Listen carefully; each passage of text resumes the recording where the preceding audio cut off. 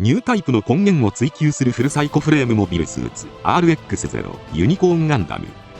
RX-0 ユニコーンガンダムは地球連邦軍の再編計画の一環である参謀本部直轄 UC 計画の最終段階として開発された実験機です。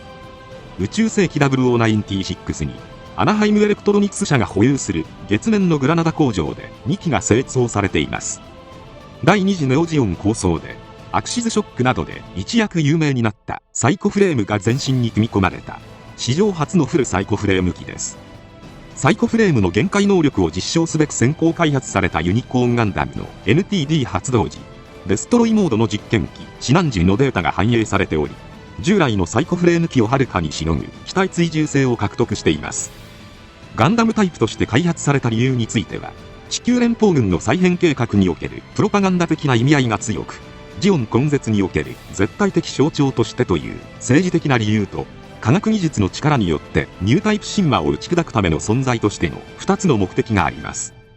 計画のスタート時には、地球連邦軍参謀本部の UC 計画担当幕僚であるミハエル・ユーリック中将からアナハイムエレクトロニクス社の上層部への要求は、地球連邦軍参謀本部が想定するところのニュータイプ兵器サイコミュ兵器との戦闘状況を完全に制圧掌握できる性能、これこそが UC 計画で開発生産されるモビルスーツに求められる全てであると語っており、当時として最高のモビルスーツを目指しています。 RX-0 ユニコーンガンダムの最も特徴的な兵装としては NTD です。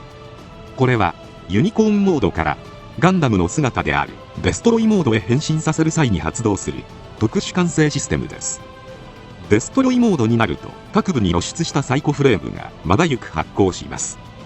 また最大の特徴である1本角ブレードアンテナの形状から、作中ではユニコーンモードは1本角、デストロイモードは角割れの通称で呼ばれています。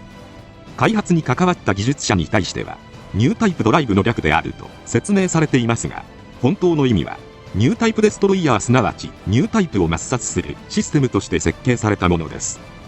ジオン残党軍のリーダーであるフルフロンタルによれば、ジオンの祖であるジオンズム大君が提唱したニュータイプ論を根絶し、ジオンそのものを駆逐するためのシステムとのことでした。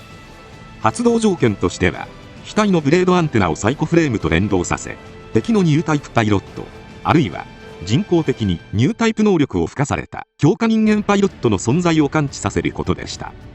ただし、1号機に関しては、発動条件プログラムが変更されていて、システムが一定の条件下で発動すると、ラプラスの箱への手がかりとなるデータが開示され、ラプラスの箱へ導くようになっています。ただし、データ開示条件は、ラプラスプログラムが開示した座標で NTD を発動させることです。ニュータイプを倒すことを前提に製造されているため、相手のサイコミを封じるサイコミュジャックも装備されています。武装としては、ビームマグナムやビームサーベル、ハイパーバズーカなどのガンダム伝統の武装が並びます。特に、ビームマグナムはメインの武器でこれまでとは変わった武装になっています。マグナム弾と呼ばれる専用 E パック、エネルギーパックを使用し、ビーム砲を発射しますが、この E パックは、最大5個まで連結して発射することが可能で、1射で1機分のエネルギー全てを使い切る代わりに、通常のビームライフルの4倍の出力を出すことが可能です。